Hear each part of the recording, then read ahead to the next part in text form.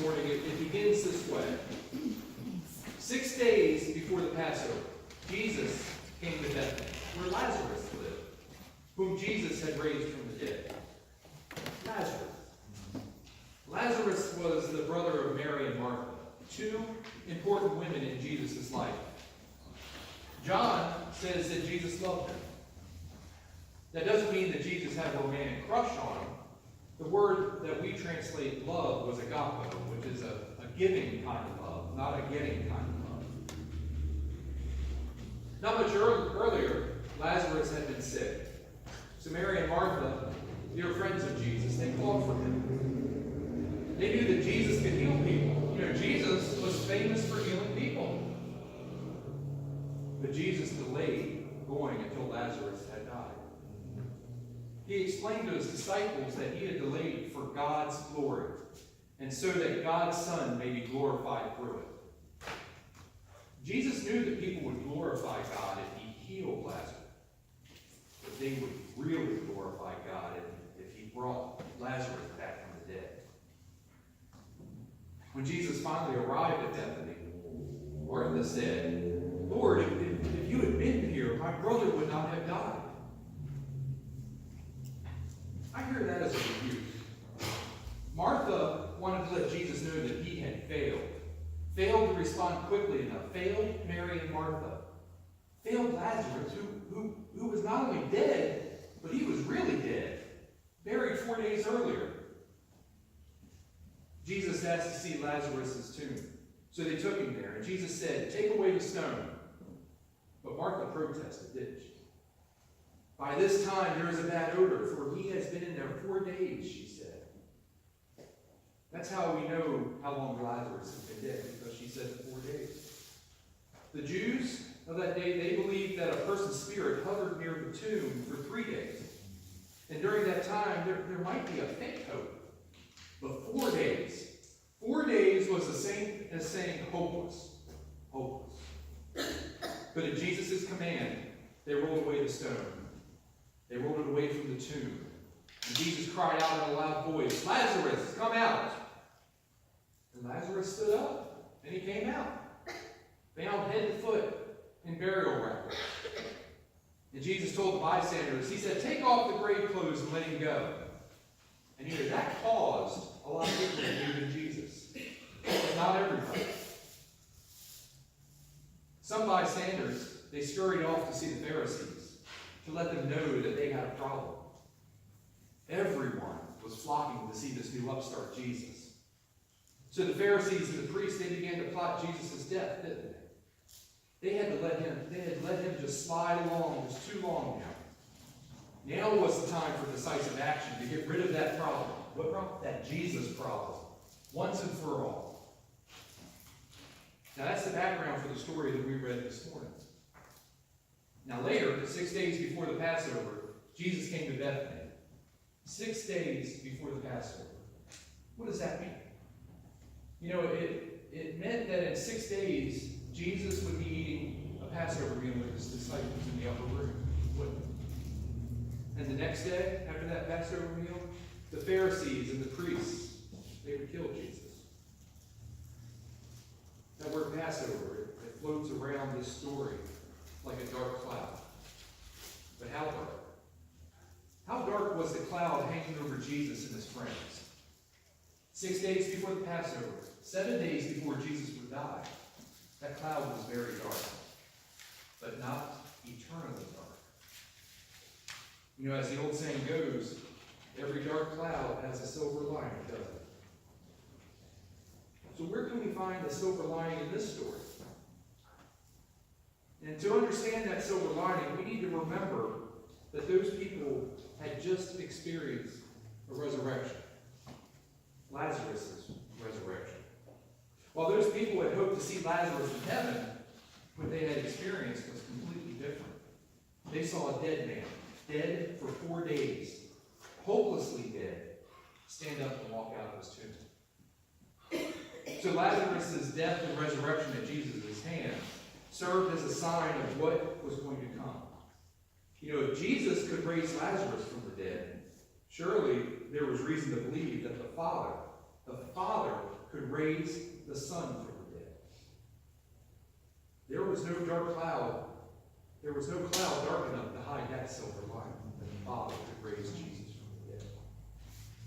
But we're getting ahead of the story here, because Jesus came to Bethany, where he earlier had raised Lazarus from the dead. And Martha and Mary, they made supper for him. They prepared this meal to honor Jesus, but it was more than just that. It was a celebration of a resurrection, a celebration that Lazarus had new life. You know, those of you out there who have experienced the death of a loved one, you can imagine how Martha and Mary felt. How grateful would you be if someone had intervened and saved your life? Very grateful, I'm sure. Eye-watering grateful. You might have experienced something almost like that. You know, sometimes a loved one gets sick, and the doctors can't figure out what's going on. You see your loved one just wasting away, and the doctors try this, and they try that, and these new procedures here and there, and nothing helps. Then another doctor steps in and figures out what's going on, and they prescribe a remedy. And you see that loved one just slowly coming back. And it becomes clear that everything's going to be okay. Is that good doctor? If that good doctor who discovered all those, the cure and the remedy, were to visit your home, would you prepare dinner for him? Would you bring out your best china? Would you bring out the crystal goblets? I bet you would. Nothing would be too good for that doctor. And so to get the feel for the celebratory mood, we need to go back to the Gospel of Luke here. And we talked about this over the last couple of weeks. Remember the parable of the prodigal son? The son had dishonored his father and had spent his money just on wanton living. And that father had plenty of reason to write his son off as a lost cause, didn't he? But when the wayward son came home, do you remember what the father said? He said, "Quick, bring the best robes and put it on him. Put a ring on his finger and sandals on his feet. Kill the fattened calf and let's have a big old feast and celebrate." Right on, brother. For this son of mine was dead and is alive again. He was lost and now he's found. Did you get that? For this son of mine was dead and is alive again. He was lost and is found. It's amazing. In just such a spirit, Mary and Martha were celebrating the resurrection of their son, or their brother Lazarus, and the return of Jesus into their home. Martha celebrated her way, and Mary celebrated her way. Martha, we all know that she celebrated by doing what? Working in the kitchen and serving dinner, didn't she? Martha celebrated by making sure that everything was perfect. Isn't that how you would want to welcome Jesus into your house? Wouldn't you want to have the nicest dinner and the loveliest table and the most comfortable chair for your honored guest? Of course you would. And Martha especially would, because that is who Martha was. I suspect Martha was probably the older of the two, and Mary was the younger. The oldest child is often driven, compulsive, and a bit too anxious. That's Martha. The younger child tends to be a little more relaxed, better able to enjoy the moment, even if it's not perfect. That's Mary. There's another story about Mary and Martha that illustrates this. Remember, Martha was bustling around the kitchen preparing dinner, but Mary was sitting in the living room listening to Jesus. Martha, always a bit quick to criticize, said, "Lord, don't you care that my sister has left me to do the work by myself? Tell her to help me." Y'all remember that story? But Jesus told Martha that Mary had chosen the better part. Enjoying Jesus' company was more important than preparing a fancy dinner. Now that was a slap in the face for Martha. I always feel for Martha when I read that story. You know, in our story today, Martha is once again cooking and serving. And Mary? What's Mary doing? Is Mary sitting and listening to Jesus? No. Mary brought a pound of very expensive ointment and began to anoint Jesus' feet with the ointment and wiped his feet with her hair. Martha must have been beside herself. Her beautiful dinner was ruined. Oh my God, my I tell you. How could Mary have done such a thing, wiping Jesus' feet with her hair? How embarrassing for Martha. You know, in that time and place, women didn't act like that with a man, did they? Probably not even with their husbands. As a matter of fact, I think most women today wouldn't be caught dead doing such a thing, wiping a man's feet with her hair. But we don't hear a peep out of Martha this time, do we? Martha had rebuked Jesus once when she complained that he had failed to get Mary up and moved before and into the kitchen to help her. And Martha had rebuked Jesus when he showed up late for Lazarus' funeral, didn't she? And both times Martha had lived in regret her remarks. Martha decided not to try that again when Mary ruined her dinner party. Martha kept her mouth shut this time. But Judas Iscariot, he decided to give it a try. And I'm sure it was under his breath a little bit, but he said, "Why wasn't this perfume sold and the money given to the poor? It was worth a year's wages." We could interpret that as a rebuke to Mary for wasting an expensive ointment, but it was really a rebuke of Jesus for failing to take command of an embarrassing situation. The author of this gospel couldn't let that slide. He informs us that Judas was a thief, doesn't he? Having possession of the money bag he was stealing from. And he told us that Judas cared nothing about the poor, just about himself. But Jesus said this. He said, "Leave her alone. It was intended that she should save this perfume for the day of my burial. You will always have the poor among you, but you will not always have me." So what does this have to do with us, sitting here today? You know, I'd love to wrap this sermon up with a paragraph that just pulls it all together. But I'm not even going to try that, okay? I spent most of this sermon telling stories about Jesus. I told the story of the prodigal son. We remember that. I told the story that Jesus had told about the prodigal son. Stories continue to work on us long after the telling. We start thinking about it.